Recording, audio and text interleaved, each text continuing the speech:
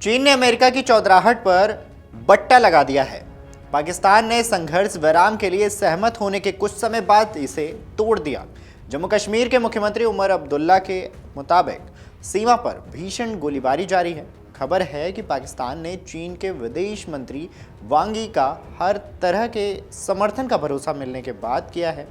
क्या भारत और पाकिस्तान के बीच जारी तनाव के बीच विश्व की दो महाशक्तियों के नाक के नीचे सवाल खड़ा हो गया है? स्थिति अब जटिलता की ओर जा रही है। जटिलता इसलिए कि पाकिस्तान को तुर्की के अलावा किसी भी देश का समर्थन नहीं मिल पा रहा था।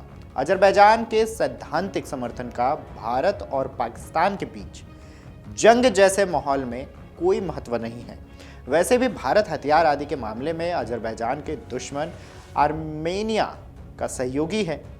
भारत और पाकिस्तान के बीच में युद्ध विराम को लेकर वहां के प्रधानमंत्री शहबाज शरीफ ने सफाई दी थी। उन्होंने अपनी संसद को बताया था कि जंग में भारत पाकिस्तान पर बहुत भारी है।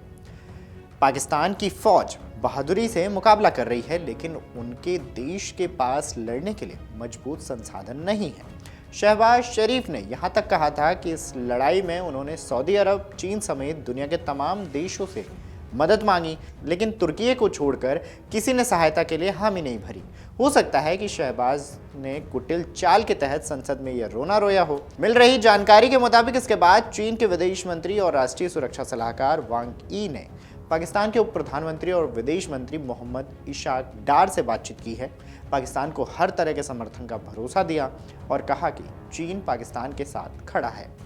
विदेश मंत्री डार ने इसमें लिखा है कि उन्होंने चीन के विदेश मंत्री वांग यी से फोन पर बातचीत की है। वांग यी को भारतीय आक्रामकता के बारे में बताया, पाकिस्तान की स्थिति, क्षेत्रीय हालात के बारे में जानकारी दी।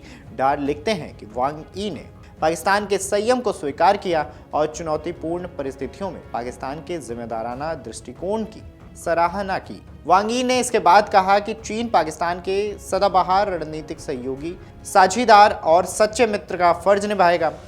चीन पाकिस्तान की संप्रभुता, क्षेत्रीय अखंडता, राष्ट्रीय स्वतंत्रता को बनाए रखने में पाकिस्तान के साथ मजबूती से खड़ा रहेगा। भारत में सामरिक और रणनीतिक विशेषज्ञ अचानक संघर्ष विराम की घोषणा से तंग थे। उन्हें यह कम अच्छा लग रहा था।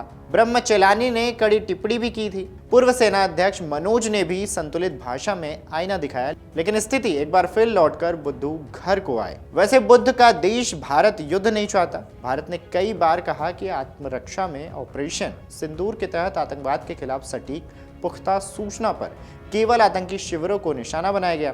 किसी सैन्य प्रतिष्ठान, शिविर और आम नागरिकों को चोट नहीं पहुंचाई। हम टकराव को बढ़ाना नहीं चाहते, लेकिन युद्ध थोपा गया तो दुश्मन की हर हरकत का मुंहतोड़ जवाब देगा। भारत की इस नीति को विदेश सचिव विक्रम मिस्री, विदेश मंत्री एस जयशंकर, रक्षा मंत्री राजनाथ सिंह कई बार दोहरा चुके हैं। यह नीति प्रधानमंत्री नरेंद्र मोदी के दिशा निर्देश, राजनीतिक इच्छा शक्ति के आधार पर बनी है। भारत अपनी स्वतंत्रता के बाद इस नीति पर चला है, इसलिए दुश्मन के हर नापाक इरादे का मुंहतोड़ जवाब दिया जाएगा। हालांकि अभी इस बारे में भारतीय विदेश मंत्रालय की तरफ से कोई प्रतिक्रिया नहीं आई है। सीमा पर भारतीय सैन्य बल पाकिस्तान के संघर्ष विराम उल्लंघन का मुंहतोड़ जवाब दे रहे हैं।